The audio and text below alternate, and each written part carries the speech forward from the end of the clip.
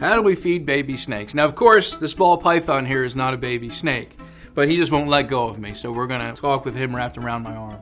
It's very important, number one, to understand what type of baby snake we have, and that all snakes are carnivorous. And that it's important that when you buy your baby snake, one of the first questions that you should ask the breeder is he eating? When was the last time he ate? What did he eat?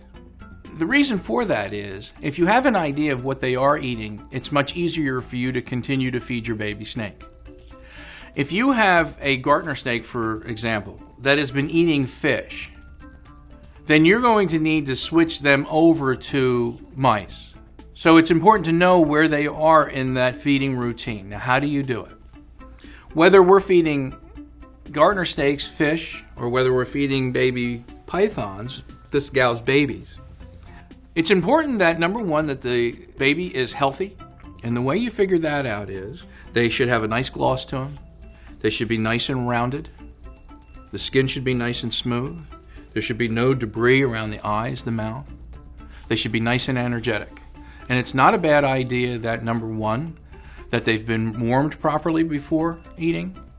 Number two, you've seen that they've defecated. Because if they've voided their gastroenteral tract, they're ready to eat again.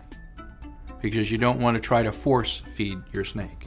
When you feed the baby snake, what you do is to figure out how much you're supposed to feed, is take a look at your baby, and the bait, the food, should be no wider than the widest part of the snake.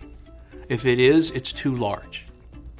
And with the baby snakes, I would rather you feed a smaller bait more times than a larger bait fewer times.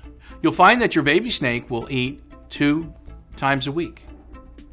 And then as they get a little bit older, 6 months to a year, you may find it's every 5 to 7 days.